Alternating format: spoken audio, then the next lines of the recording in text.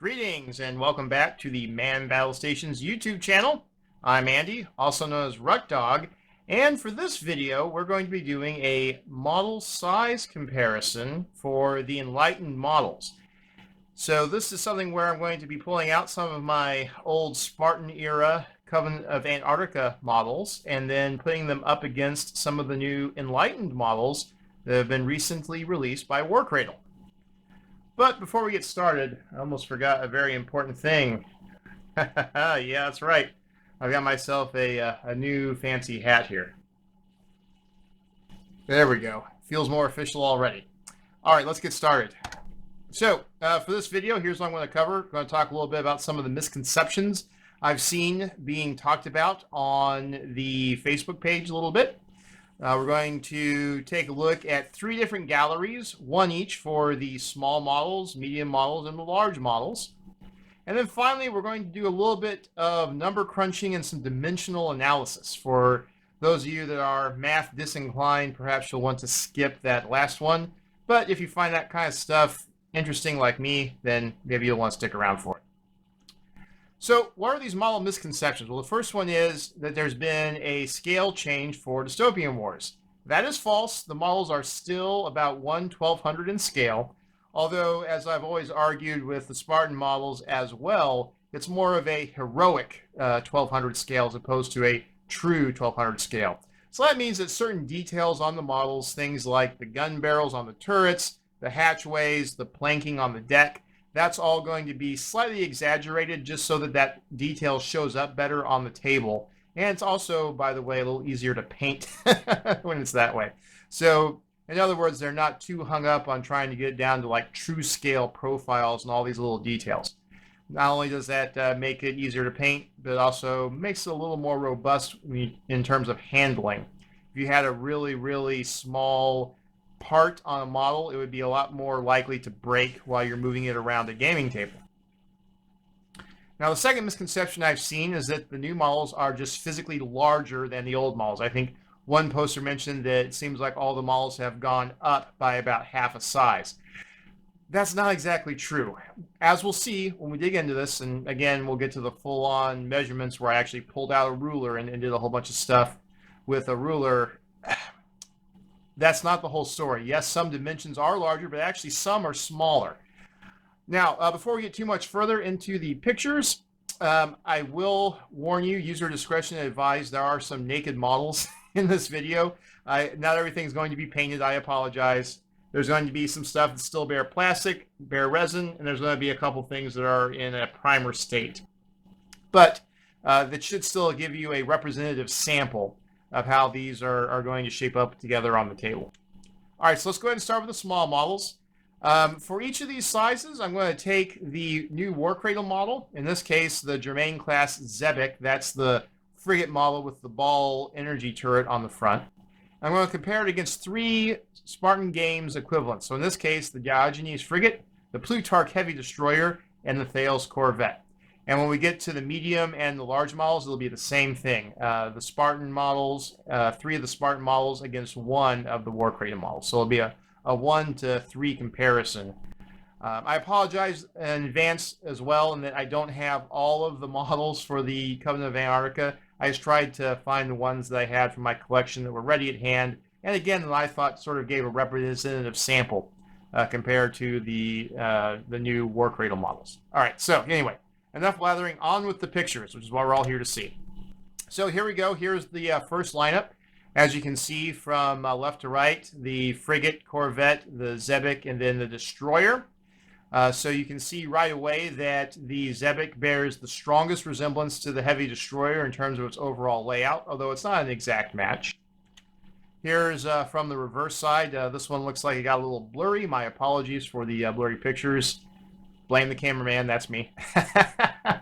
We'll notice that you have a little bit of a wider cross-section in the body of the Warcradle model. You can see that, for example, that Spartan Corvette especially gets a very, very narrow waist before it flares back out to its little engine thing on the back. That is something that might be a little bit of a trend as we go along here. And then finally, here's from the side. So as you can see, the models all appear to have roughly the same side profile. There's nothing that's drastically taller. The Diogenes, of course, is just a small model. It's much smaller than any of the other three. So that's sort of interesting as well. Okay, so on to the medium models. The Copernicus class cruiser is what I'm comparing this up against. This is sort of the super killy version of the Covenant cruiser that you can build off of the new plastic sprues. Against the Plato, the Fresnel, and the Zeno armored cruiser. So these are the older Spartan mediums that we're going to put it up against. All right, so let's take a look here. So here's your top down. The Plato light cruiser all the way on the left, followed by the Copernicus, then the Fresnel, and then the Zeno. So as you can see again, you have an immediate family resemblance between the Copernicus and the Fresnel gunship.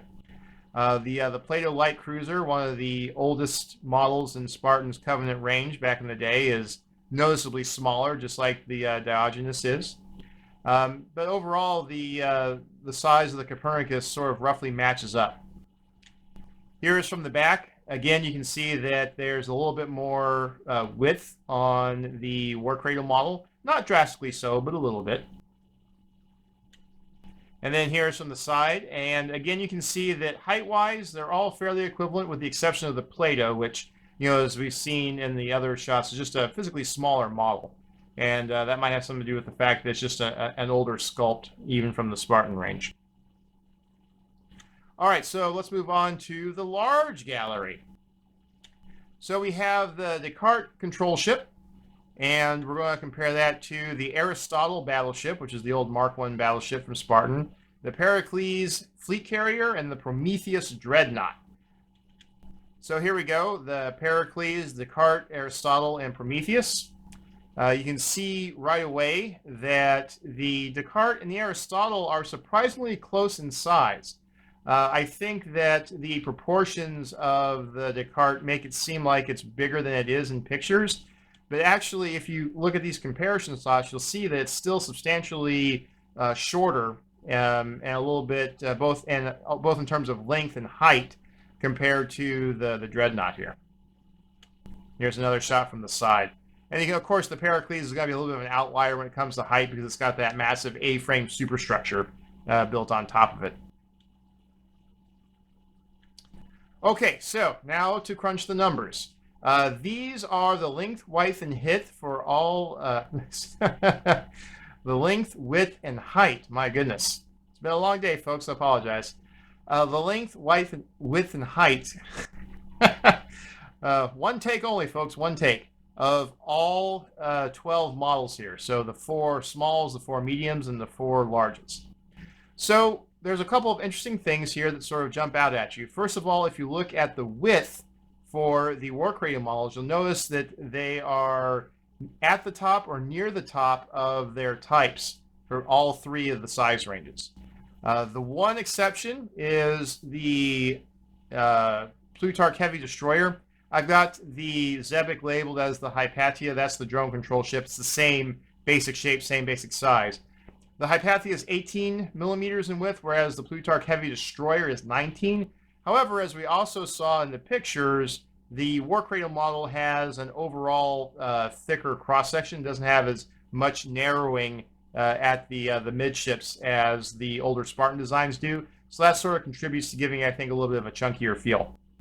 Moving down to the mediums, one of the things that you immediately note here is that both the Plato is, like we said, a lot smaller, but the Fresnel and the Zeno are very, very close in size, just with the Fresnel a little more extra height. So the Copernicus, the Fresnel, and the Zeno are all relatively comparable based on the measurements, which is kind of what we saw visually looking at the picture. Although, again, the Copernicus is significantly beamier. It's wider than the Spartan models were. And then finally, we drop down to the larges, and what you see here is that the Descartes and the Aristotle, the Mark I battleship, again, very similar dimensions, although the Descartes control ship is much wider. And as we see, looking at the other larges, they're all within a relatively similar width measurement, and the Descartes is just drastically wider, and it's also wider over more of its length. It's got kind of a bluffer profile. that makes it sort of a little bit visually distinct from the other larges, I think you could say. So this is a plot of length versus width. You've got the length of the ship along the bottom axis, and then you've got the width on the vertical axis. And what you actually notice is that the scatter plot for all 12 models actually is relatively close around a trend line. So the way you interpret this is that any of the dots above the trend line indicate that a model is a bit wider in proportion to its length. And what you see is that all three of the new Warcradle models are above the line, which means that they're going to tend to be wider relative to their length compared to their Spartan equivalents, with the Descartes, of course, being a big outlier up there above 60 millimeters in width. But that being said, the Copernicus and the Germain are well within the envelope of reasonableness when you look at the differences in the length and width of the various Spartan models. It's not like they're drastically out there, with the Descartes being the one exception that's sort of hanging out there way above 60 millimeters in width. So the question might be asked, well, is that a problem? Is that going to cause any kind of visual issues? And I am sort of in the camp that it really doesn't. Here, let me show you another graph. This is the length versus the height, with again the length along the bottom and the height going up the vertical axis this time. And what you see here is that the Warcradle models are all right along that line. So in terms of their length and height ratios, they actually line up pretty well. And you've got that one little dot all the way up there by itself that's over 50 millimeters tall. And that dot is the Pericles fleet carrier, the big A-frame carrier. So to me, what that says is that even during the Spartan days, they did make an effort to try and keep the various proportions of the models relatively close along a trend line, but they still did outliers for certain visually distinctive models. And so I think that you could just file the Descartes control ship under the same category as you had the Pericles back under the Spartan days, where it's a visually distinct centerpiece model that I would say most likely knowingly breaks with the established rough length-width ratios for that faction, just to help it stand out all that much more on the tabletop. All right, so a few final takeaways here. Well, Warcradle's models are not, strictly speaking, bigger. It's a little bit more complicated than just saying, oh, the new models are a lot bigger. Certainly their widths are bigger, as we saw, but in general, their height and their length are equivalent to, or in some cases maybe a little shorter than, their Spartan counterparts from the old days. Those slightly different proportions, where they tend to be a bit shorter and a bit wider, does lend to a bit of a distinct visual style for the Warcradle models. But in my opinion, it's not something that's so drastic that it means they can't be mixed at all on the table with the older sculpts. And as we saw from the graph, once you sort of lay it out mathematically, it's really not that far off from the old proportions of the Spartan models. The Warcradle new models for the Enlightened kind of hew pretty close to that trend line. The width of the card, as we mentioned, outlier. There are other outliers under Spartan as well, so for me personally, I don't see that as a huge problem. Just something to be cognizant of going in there if you're looking to buy into the game. Okay, well, thanks for watching. I want to try and keep this one a little bit shorter. I know some of my last few videos have gotten a bit longer and long-winded, as I tend to do. This is a ongoing learning process for me, so please keep all of the feedback and the constructive comments coming. I really appreciate those. And as I mentioned last time, if you have any ideas for things you'd like to see me cover in a video, also more than happy to take any suggestions you might have in that direction. Just like with the unboxing video I did, all of the pictures that were highlighted in this video are going to be posted on the Man Battle Stations blog, link in the description below so you can find it there. And I guess that's just about it. So until next time, this is Ruckdog saying good luck and good hunting.